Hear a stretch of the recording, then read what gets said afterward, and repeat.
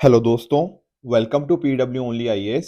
Date है आज की 28 मार्च 2023 एंड आप सभी का स्वागत है आज के प्रीलिम बूस्टर न्यूज़ डिस्कशन के अंदर। एक छोटी सी इन्फॉर्मेशन आप सभी के लिए। देखिए, जैसा कि मैंने आप सभी को बताया था कि मंडे वेंसडे फ्राइडे हम डिस्कस किया करेंगे शाम को 4 बजे, जो प्रीवियस ईयर क्वेश्चंस के साथ साथ कुछ इंपॉर्टेंट कॉन्सेप्ट। कल के दिन हमने प्रियम्बल के रिगार्डिंग एक वीडियो देखा, ठीक है। 5 क्वेश्चंस भी हमने यहाँ पे डिस्कस किए और काफी इफेक्टिवली हमने इसको रिवाइज कर लिया और क्वेश्चंस भी अटेम्प्ट कर लिए। तो ये बहुत ही इफेक्टिव टेक्निक थी, ठीक है। बहुत सारे लोगों ने बताया भी, लगभग 12-13 मिनट के अंदर ही हमने अच्छे से रिवीजन प्लस एमसीक्यूज कर लिए। तो this is one of the very effective methods. तो जिन लोगों ने एक बार नहीं फॉलो किया है, मेक श्योर इसको एक बार देखना जरूर। आई एम श्योर आपको बहुत बेनिफिट होगा। साथ में ही उसी तरह से जो ट्यूसडे थर्सडे सैटरडे है, यहाँ पर हम डिस्कस करेंगे क्या, पेपर 2 के बारे में। जैसे आज हम पढ़ेंगे सी सेट के अंदर जो सीक्वेंस वाला टॉपिक होगा, ठीक है। तो इसको भी इंश्योर करना, definitely I am very sure कि आप सी सेट में भी अच्छा स्कोर करोगे। देखो, रीजन पता क्या है ये सी सेट का डिस्कशन करने का। आपको मैं अगर एक्चुअल में बताऊं तो पिछले बार के एग्जाम के बाद ना एक स्टूडेंट आई थी मेरे पास, ठीक है। उनका नाम मैं नहीं ले रहा, पर उनके जीएस पेपर 1 में 113 मार्क्स के आसपास बन रहे थे। एग्जैक्ट स्कोर तो नहीं पता, पर 112 113 के आसपास कहीं ना कहीं बन रहे थे।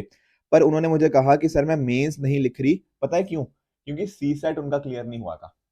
ये चीज मैं नहीं चाहता कि आप में से कोई भी आके मुझे इस बार बोले, ठीक है। तो इस वजह से जो मोस्ट इंपॉर्टेंट टॉपिक्स होंगे ना सी सेट के, वो इन्हीं के थ्रू हम डिस्कस किया करेंगे। तो आज सीक्वेंस पढ़ेंगे, ठीक है। कोशिश करेंगे अच्छे से करने की, तो मेक श्योर आप इसको भी फॉलो कीजिएगा। अब चलते हैं हमारे आज के न्यूज़पेपर की तरफ। तो यहाँ पर आप देख सकते हो इंडियन एक्सप्रेस को भी एंड द हिंदू को भी। कुछ इंपॉर्टेंट चीजें हमें आज डिस्कस करनी है इसके रिगार्डिंग। पर उससे पहले कल जो मैंने आपको होमवर्क दिया था नॉर्थ स्ट्रीम पाइपलाइन के रिगार्डिंग, देखो थोड़ा मैपिंग की तरफ चलते हैं। अब यहाँ पर नोटिस करो नॉर्थ स्ट्रीम पाइपलाइन के बारे में। यहाँ पर ना दरअसल में दो चीजें हैं। एक है नॉर्थ स्ट्रीम 1, ठीक है। एक है नॉर्थ स्ट्रीम 2। ये जो ऊपर से आ रही है, this is north stream 1 and just behind it is north stream 2। अब एक्चुअल में है क्या, यहाँ पर फोकस देखिए क्या है। यहाँ पर फोकस है कि ये है रशिया, ठीक है सर। और यहाँ पर हम बात कर रहे हैं यूरोप की, और स्पेशली जर्मनी की यहाँ मैं बात कर रहा हूँ।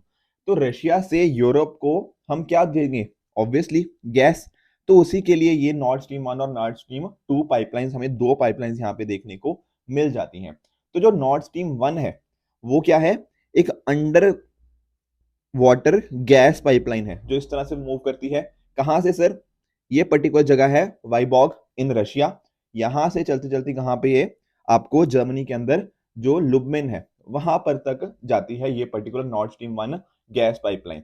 ध्यान रखना, लगभग ये 1224 किलोमीटर लंबी अंडर वाटर गैस पाइपलाइन है। जो किसके थ्रू जाती है? तो सी का नाम भी ध्यान रखना आप, बाल्टिक सी, ठीक है। ये सी नहीं भूलना आपको कि बाल्टिक सी के थ्रू ये जाती है। उसी तरह से जो नॉर्थ स्ट्रीम 2 पाइपलाइन की मैं बात कर रहा हूं, जस्ट इसके नीचे ये जो पाइपलाइन है ये उच्चलुगा, ठीक है। आई एम नॉट श्योर कि इसकी प्रोनाउंसिएशन क्या है। यहां से ये ग्रीफ्सवाल्ड जर्मनी के अंतर्गत ये नॉर्थ स्ट्रीम 2 बाल्टिक सी के थ्रू ये जाती हुई हमें देखने को मिल जाती है। अब जब देखो, आप सभी जानते हो कि रशिया यूक्रेन का क्राइसिस हमें देखने को मिला। उस टाइम पे बहुत बार ये न्यूज आ रही थी कि नॉर्थ स्ट्रीम 1 के ऊपर कभी रोक लग गई है, कभी लीक आ गया है। तो वो न्यूज तो हमारे लिए उतनी इंपॉर्टेंट नहीं है, इसकी लोकेशन डेफिनेटली हमारे लिए इंपॉर्टेंट थी और वो हमने समझ ली है।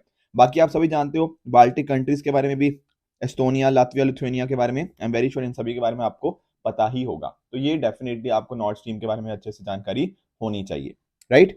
अब कल के लिए सर क्या होमवर्क है? कल के लिए होमवर्क है पेरिस क्लब। ये पेरिस क्लब क्या है आखिर, ठीक है, इसके रिगार्डिंग आप मुझे कमेंट सेक्शन में बताओगे। और साथ ही क्या इंडिया इसका मेंबर है या नहीं है, ये भी मुझे नीचे कमेंट सेक्शन में आप बताओगे पेरिस क्लब के रिगार्डिंग। अब चलते हैं, ठीक है। ये भी आपका होमवर्क है आज का। आज एनवायरमेंट का आपको मैं होमवर्क दे रहा हूं। एनजीटी और सीपीसीबी में क्या डिफरेंस है, इसके रिगार्डिंग भी कमेंट सेक्शन में आपको आंसर देना है। आज का हमारा पहला टॉपिक है that is Chenab railway bridge. देखो, बहुत ही इंपॉर्टेंट न्यूज है, ठीक है। स्पेशली जिनकी मैं बात कर रहा हूं, यहाँ पर नोटिस कीजिए कि हुआ क्या है अभी रिसेंट टाइम्स में। एक तरह से इसका ब्रिज को ना ऑपरेशनल होने वाला है बहुत ही जल्द। अभी रिसेंटली क्या हुआ, इसका एक ट्रायल रन हमें देखने को मिला है। दरअसल जो बात करना ट्रैक माउंटेड ट्रॉली, ये एक तरह का ट्रायल रन ही है कि क्या ये ब्रिज ठीक है, बिल्कुल ये सस्टेन कर सकता है चीजों के लिए। ये चेक किया गया अभी इस ट्रायल रन के अंतर्गत। तो ध्यान रखना, जो चिनाब रेलवे ब्रिज है ये दुनिया का सबसे बड़ा इस तरह का ब्रिज हमें देखने को मिल जाता है। It is the world's highest rail bridge, तो बहुत ही इंपॉर्टेंट है। अगर आप नोटिस करोगे तो नाम से ही क्लियर होना चाहिए कि कौन सी रिवर के ऊपर है ये रिवर कौन सी है? चिनाब रिवर, ठीक है। और ये स्टील और कंक्रीट का आर्च ब्रिज है, ये देख रहे हो आर्च, ठीक है, ये इस तरह से बना हुआ है। तो बहुत ही इंपॉर्टेंट, एक तरह से सिविल इंजीनियरिंग की फील्ड में एक बहुत ही इंपॉर्टेंट ये मार्वल हमें देखने को मिल जाता है। ये कहां पर लोकेटेड है सर? ये है जम्मू कश्मीर के अंदर जो रियासी डिस्ट्रिक्ट है, और ये पार्ट है जो हमारा रेल लिंक प्रोजेक्ट है, Udhampur Srinagar Baramulla rail link project का ये पार्ट है। इसके साथ ही अगर आप नोटिस करोगे ना, तो यहां पर रिवर बेड की अगर मैं बात करूं नीचे से, ठीक है, तो इसकी हाइट हमें टोटल देखने को मिलेगी 359 मीटर, ठीक है, ये हाइट बता रहा हूं रिवर बेड के लेवल से कितनी हाइट है, तो 359 मीटर। एंड सर कितना लंबा है ये, ठीक है, इसकी लेंथ कितनी है, तो लेंथ है नियरली 1315 मीटर लॉन्ग, तो 1.25 किलोमीटर, मतलब 1.25 से 1.5 किलोमीटर के बीच में इसकी लेंथ इस तरह से आपको देखने को मिल जाएगी। और ध्यान रखना, it is the world highest rail bridge. अब इतना लंबा है, मतलब इतना हाइट है इसकी कि आईफल टावर से भी बड़ा है, ठीक है, और इसको डिजाइन किसके द्वारा किया गया है? Konkan railways, Afcons infrastructure and DRDO के द्वारा। साथ में कंस्ट्रक्शन, मतलब डिजाइनर ये थे, कंस्ट्रक्शन है एफकॉन इंफ्रास्ट्रक्चर के द्वारा, और ये कनेक्ट करता है किसको? कटरा और बनिहाल को, ठीक है। अब अगर यहाँ पे आप थोड़ा नोटिस करो, तो एक चीज आपको नोटिस करनी है कि चिनाब रिवर के बारे में। तो चिनाब देखो क्या है, आप अगर नोटिस करोगे दो चीजें हैं, एक हो गया चंद्रा और एक हो गया भागा।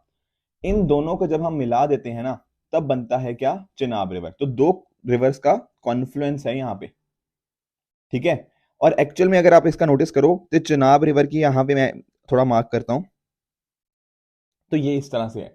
होता क्या है, इसका सोर्स अगर आप नोटिस करोगे ना, तो सोर्स इसका इंडिया में ही, आपको हिमाचल प्रदेश के अंदर जो लाहौल और पीती वैली है ना, ठीक है ना, वहां पर आपको इसका सोर्स देखने को मिल जाएगा।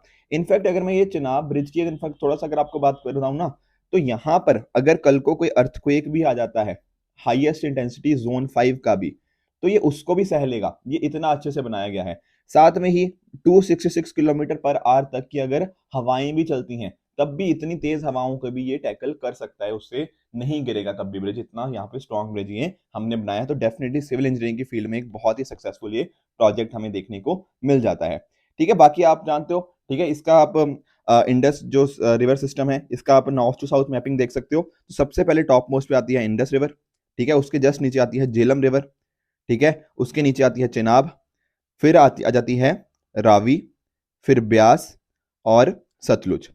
ये आपको इसी ऑर्डर में याद रखना है, ये मैंने नॉर्थ टू साउथ ऑर्डर बताया आपको, ठीक है। सबसे नॉर्थ में इंडस, झेलम, चिनाब, रावी, ब्यास और सतलुज, तो ये सारी चीजें आपको पता होनी चाहिए। अब ये जो चिनाब रिवर है ना, ये स्पेशली बहुत ज्यादा इंपॉर्टेंट है। क्यों है? क्योंकि यहाँ पर ना कुछ हाइड्रो इलेक्ट्रिक प्रोजेक्ट्स हम बना रहे हैं। एक्चुअल में आपने नोटिस किया होगा ना, इंडिया और पाकिस्तान के बीच में कई बार डिस्प्यूट्स रहते हैं, वो काफी हद तक चिनाब रिवर के रिगार्डिंग होते हैं। जैसे फॉर एग्जाम्पल आपने रातले हाइड्रो इलेक्ट्रिक प्रोजेक्ट के बारे में सुना होगा, सलाल डैम के बारे में सुना होगा, ठीक है, या फिर डल हस्ती जो है ना हाइड्रो इलेक्ट्रिक प्रोजेक्ट, उसके रिगार्डिंग सुना होगा, या फिर पकल दल, ठीक है। ये सारे के सारे जो अलग अलग हैं, स्पेशली इनमें से मैं रातले की तो बिल्कुल बात कर रहा हूँ, ये तो बहुत ज्यादा न्यूज में रहता है। ये सारे इंपॉर्टेंट प्रोजेक्ट्स या डैम जो हैं वो हमें चिनाब रिवर के ऊपर देखने को मिल जाएंगे। तो आई होप आप चिनाब रिवर को भी रिवाइज कर चुके होंगे, राइट। अगले टॉपिक की तरफ बढ़ते हैं, दैट इज मोरे ईल। अब सर ये क्या, सुनने में ही नाम अजीब सा लग रहा है। देखो, जब हम बात करते हैं ईल की, ये एक्चुअल में हम बात कर रहे हैं किसकी? एक फिश की बात कर रहे हैं, ठीक है। ऐसी फिश जो दिखती स्नेक की तरह है। ये फोटो में देखो, ये आपको शायद लगेगा कि सर ये स्नेक है क्या? नहीं, ये दरअसल में एक मछली है, पर ये दिखती स्नेक की तरह है, ठीक है। या इसको इस तरह से भी ईल से को बोलते हैं कि it is a long fish that looks like a snake. तो यही मीनिंग होता है ईल का। तो अब एक्चुअल में क्या हुआ है ना, कि रिसर्चर ने एक मोरे ईल की एक नई स्पीशी को देखा है। अब कहां पे देखा है सर? देखो, ये है कडुलोर कोस्ट के पास में, मुडुसोलाडी फिश लैंडिंग सेंटर के पास, ठीक है। तो यहां पर सर ये कडुलोर कोस्ट कहां पे है? ये आता है तमिलनाडु के अंदर।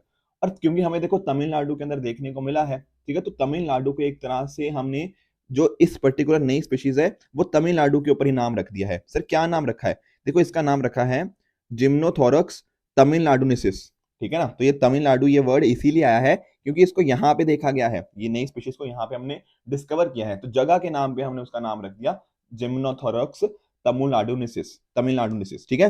तो ये अगर हम बात करें मोरे ईल की, थोड़ा अगर देख लेते हैं, तो ये मुरानाइडे फैमिली से बिलोंग करते हैं। ये साथ ही साथ सभी ट्रॉपिकल एंड सब ट्रॉपिकल सीज के अंदर आपको देखने को मिल जाएंगे। साथ में ही ये जो फ्रेश वाटर होता है उसके अंदर भी, और जो ब्रैकिश ब्रैकिश मतलब जो खारा पानी होता है ना, जहाँ पे थोड़ा बहुत हमें सॉल्ट देखने को मिलता है, सी वाटर जितना सॉल्ट नहीं, उससे कम सॉल्ट, ठीक है, तो खारा पानी जो नमकीन होता है हल्का सा, वहां पर भी आपको देखने को मिल जाएंगे।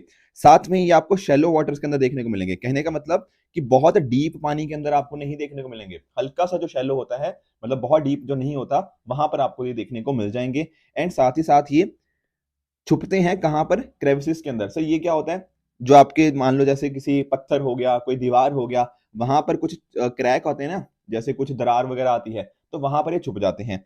साथ में ये कार्निवोरस होते हैं, मतलब कहने का मतलब क्या, कि ये एनिमल्स को खाते हैं, मतलब बेसिकली ये मीट वगैरह को खाते हैं, ठीक है ना, जो होते हैं ना मांसाहारी होते हैं, तो ये मांसाहारी हैं, ठीक है।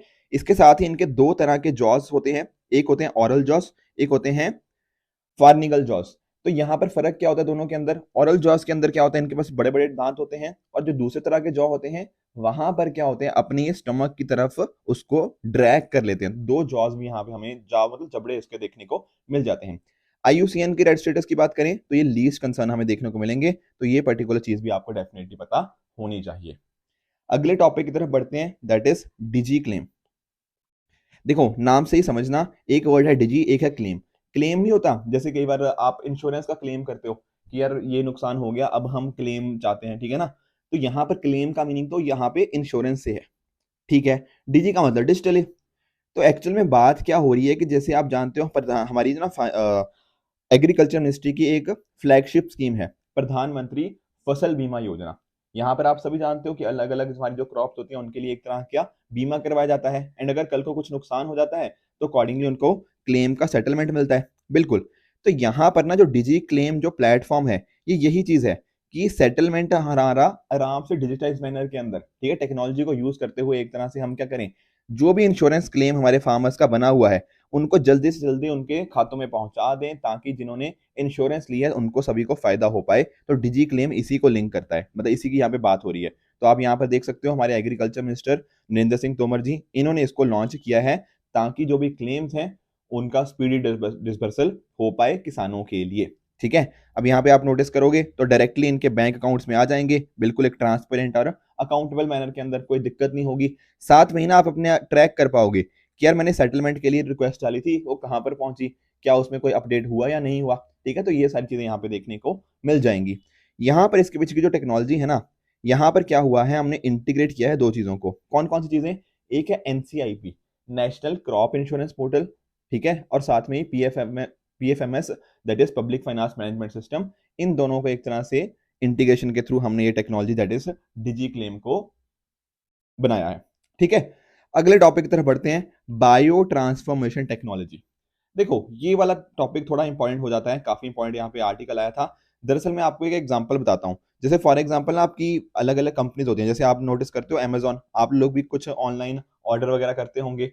तो पिछले साल मतलब 2021 की बात कर रहा हूँ, मतलब उससे पिछले साल की, 2021 में ना अमेजॉन ने nearly 321 million kilogram of plastic इतना जनरेट किया, क्योंकि देखो पैकेजिंग वगैरह करनी होती है, ठीक है, तो पैकेजिंग वेस्ट की तरह से, ठीक है ना, इतना इन्होंने जनरेट किया। आप खुद सोचो कि अगर इतना ज्यादा हमारा यहाँ पे प्लास्टिक जनरेट हो रहा है एक कंपनी के द्वारा, तो दुनिया भर में पता नहीं कितना ज्यादा प्लास्टिक जनरेट हो रहा होगा। तो कहीं ना कहीं आपको नहीं लगता कि यार ये हमारे एनवायरनमेंट के लिए ना प्लास्टिक बड़ा ही खतरनाक चीज है, तो इसको ठीक करना जरूरी है? बिल्कुल, द आंसर इज यस। तो यहाँ पर ना हमारे पास एक टेक्नोलॉजी है, ठीक है ना, मतलब यूके बेस्ड स्टार्टअप ने इसको क्लेम किया है कि ये वाली हमारे पास टेक्नोलॉजी है। अब इस टेक्नोलॉजी की मदद से होगा क्या, इस टेक्नोलॉजी की मदद से ना हम कोशिश कर रहे हैं कि जो प्लास्टिक है कहीं ना कहीं हम इनको बायोडिग्रेडेबल बना दें। मैं समझाता हूँ कैसे।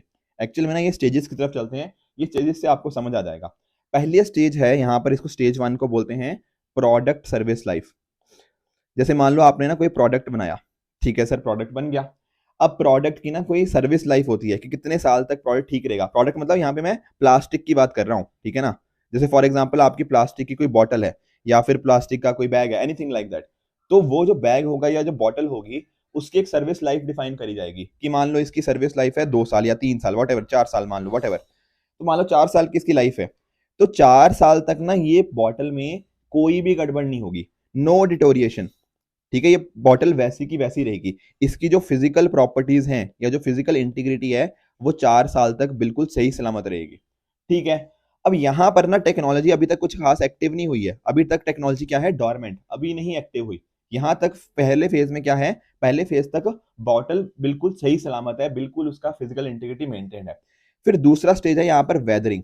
अब क्या हुआ है ना, ये जो 4 साल मतलब एक तरह से उसकी एक्सपायरी पीरियड आ गया है। अब 4 साल के बाद क्या होगा, 4 साल के बाद टेक्नोलॉजी एक्टिवेट हो जाएगी।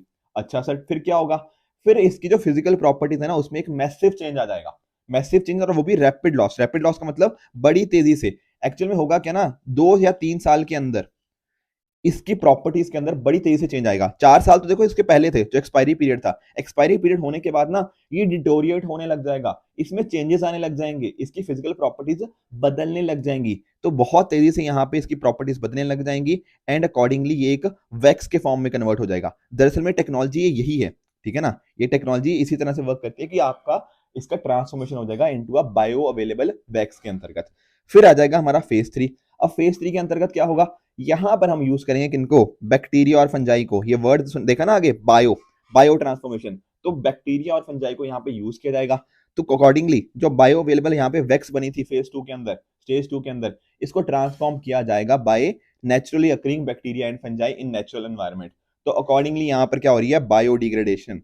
तो जो हमारा कहीं ना कहीं पहले प्लास्टिक बहुत ज्यादा हार्मफुल हो रहा था, तो वैक्स को, ये वाली वैक्स को ये जो माइक्रो ऑर्गेनिजम्स हैं ये कंज्यूम कर लेंगे और वेस्ट को कन्वर्ट कर देंगे। जैसे फॉर एग्जांपल आपका वाटर हो गया, आपका बायोमास हो गया एंड कुछ कार्बन डाइऑक्साइड भी।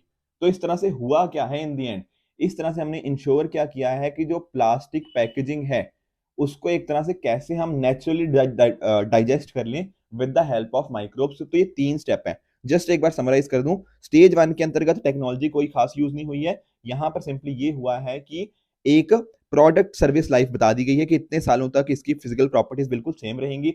स्टेज 2 के अंतर्गत क्या हुआ है, वहां पर अचानक से उसका रैपिड लॉस देखने को मिलेगा, उसकी फिजिकल प्रॉपर्टीज का केमिकल कन्वर्जन उसमें होने लग जाएगा और वो वैक्स की फॉर्म में चेंज हो जाएगा। स्टेज 3 के अंदर हम क्या करेंगे, एक तरह से बायोडिग्रेडेशन हो रहा है नेचुरल एनवायरनमेंट के अंदर, मतलब यूजिंग बैक्टीरिया एंड फंजाई, जो इस बायोडिग्रेडेबल वैक्स को अकॉर्डिंगली बायोडिग्रेड कर देंगे। तो इस तरह से ये पूरा प्रोसेस वर्क करता है। दरअसल में ये पूरा प्रोसेस ना यहाँ पर भी लिखा हुआ है, ठीक है, जो मैंने आपको समझाया। आपको क्विकली अगर आप जानना चाहते हो तो वही पॉइंट है कि बायो अवेलेबल वैक्स में चेंज हो जाएगा एंड लास्टली हम जो इसमें माइक्रो ऑर्गेनिज्म जैसे बैक्टीरिया हो गया, फंजाई हो गया, इनको कहीं ना कहीं हम यूज कर लेंगे। तो डेफिनेटली ये प्रोसेस हमारे लिए बड़ा इंपॉर्टेंट है। तो आपको ध्यान में रखना है, बायो ट्रांसफॉर्मेशन टेक्नोलॉजी क्या बात कर रहा है, एक तरह की टेक्नोलॉजी की बात कर रहा है जहां पर हम ऑल्टर कर सकते हैं, ऑल्टर मतलब चेंज कर सकते हैं स्टेट ऑफ प्लास्टिक को और उनको बायोडिग्रेडेबल बना सकते हैं बिना कोई ज्यादा माइक्रोप्लास्टिक रहे हुए, without leaving any behind any microplastic. तो ये बात आपको पता होनी चाहिए, ठीक है। तो माइक्रोब्स की मदद से इसको डाइजेस्ट कर लिया जाएगा। तो इस तरह से ये वर्क करता है। आई होप आपको बायो ट्रांसफॉर्मेशन टेक्नोलॉजी पूरा प्रोसेस अच्छे से समझ आ गया होगा। देखो हमारी सरकार ना बहुत कोशिश कर रही है, जैसे आप जानते हो जो हमारा सिंगल यूज प्लास्टिक है उसके ऊपर भी हमने बैन लगा दिया है, ठीक है ना। ऊपर से हमने इसके लिए डैशबोर्ड भी बना रखे हैं। एक और चीज है यहाँ पे, ईपीआर, एक्सटेंडेड प्रोड्यूसर रिस्पॉन्सिबिलिटी। कहने का मीनिंग क्या है, एक पॉलिसी हमने बना रखी है जहां पर जिसने प्रोड्यूस किया है कोई चीज, ठीक है ना, उसी की रिस्पॉन्सिबिलिटी बनती है कि वो उसको ट्रीट करे, उसको डिस्पोज करे।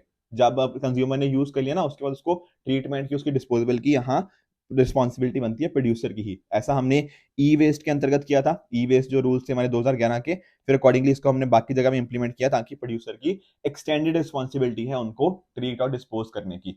साथ में ही अभी रिसेंटली एक कॉन्फ्रेंस भी हुई थी इसी के रिगार्डिंग, ठीक है। वहां पर हमने सोचा कि यार ये प्लास्टिक को यूज करना बंद करते हैं, इसकी जगह पे कुछ और चीजें लेके आते हैं। जैसे फॉर एग्जांपल हम प्लांट रेजिड्यू को यूज कर सकते हैं, ठीक है ना, जूट बैग्स को हमारे द्वारा यूज किया जा सकता है, ठीक है, बनाना के जो लीव्स होते हैं हम उनको यूज कर सकते हैं, ठीक है। तो इस तरह से बेगासे हो गया, तो इस तरह के अलग अलग यहाँ पे अल्टरनेटिव्स भी हम यहाँ पे सोच रहे हैं। तो ये हो गया पूरा का पूरा हमारा बायो ट्रांसफॉर्मेशन टेक्नोलॉजी एंड किस तरह से हम प्लास्टिक का कम से कम यहाँ पे इसका यूटिलाइजेशन देखेंगे। साथ में ही हमारा अगला टॉपिक है ethical guidelines for artificial intelligence usage.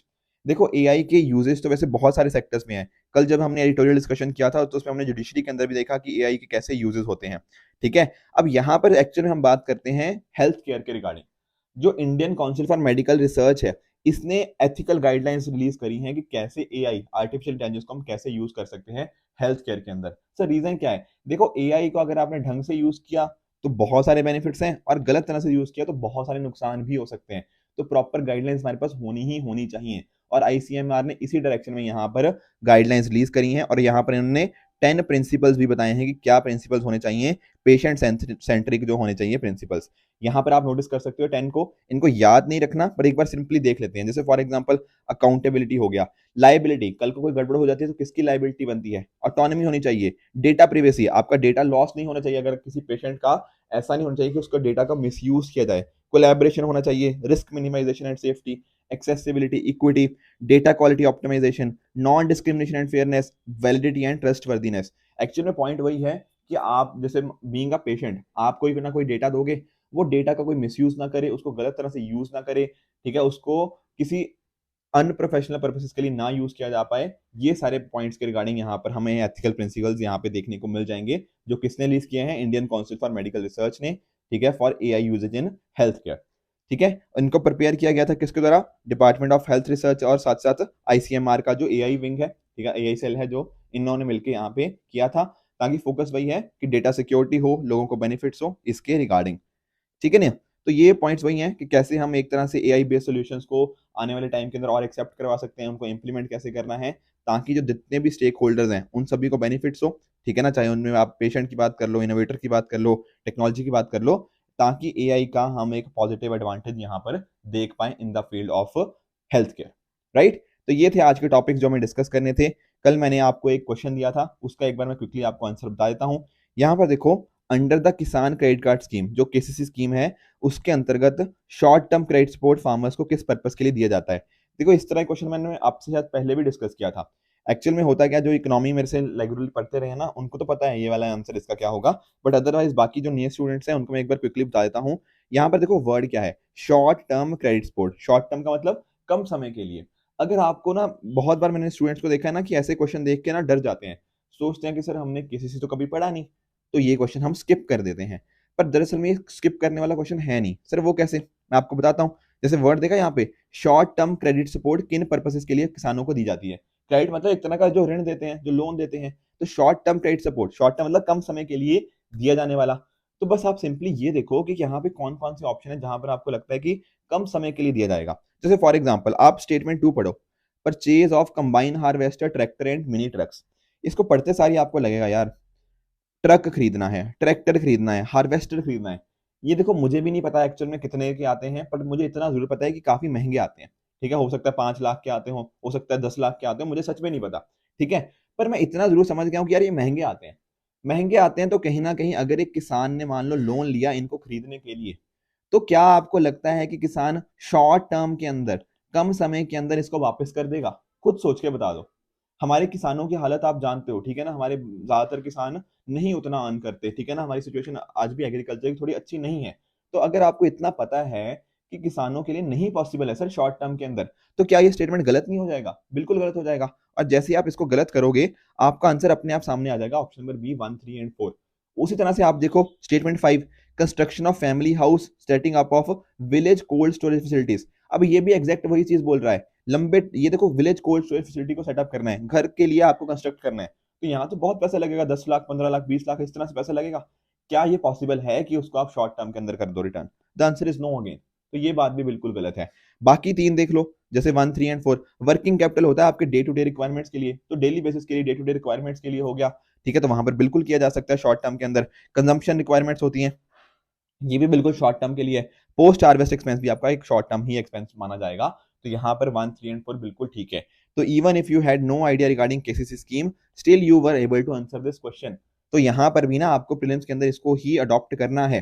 ठीक है ना, जरूरी नहीं है कि क्वेश्चन देखने में टफ लग रहा हो तो एक्चुअल में टफ होगा, नहीं, ऐसी बात नहीं है। अब जैसे आज सुबह मैंने दिया ना, सुबह मतलब अभी जो दिया एनजीटी और सीपीसी सेंट्रल जो नेशनल ग्रीन ट्रिब्यूनल, और साथ ही साथ जो हम डिस्कस कर रहे थे सीपीसीबी, हाँ, सेंट्रल पोल्यूशन कंट्रोल बोर्ड के बारे में। अब देखना क्वेश्चन लंबा है देखने में, पर एक्चुअल में कल जब हम उनको डिस्कस करेंगे उसका आंसर आप रियलाइज करोगे तो ये तो बड़ा ही सिंपल क्वेश्चन था।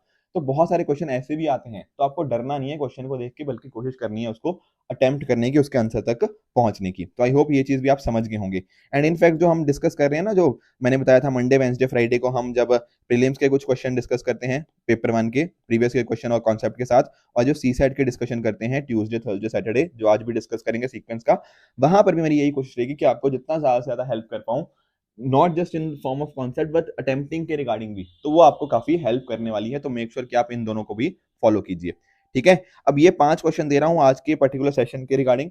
इनका आंसर आप मुझे बताओगे कमेंट सेक्शन के अंदर, कौन सा ट्रू है कौन सा फॉल्स है। कल जो 5 दिए थे उनका मैं क्विकली आपको आंसर बता देता हूं। पहला है केदारनाथ, क्या मंदाकिनी के बैंक स्पेस सिचुएटेड है? बिल्कुल, ये कल हमने डिस्कस किया था। सेकंड, काशी तमिल संगमम, क्या मिनिस्ट्री ऑफ एजुकेशन के द्वारा ऑर्गेनाइज है? देखो दरअसल में ये भी बात ट्रू है, थोड़ा देखने में अटपटा लगेगा पर कल हमने इसको समझा था, अलग अलग और संगमम भी हो रहे हैं, तो यहाँ पर ये बात भी बिल्कुल ट्रू हो जाती है।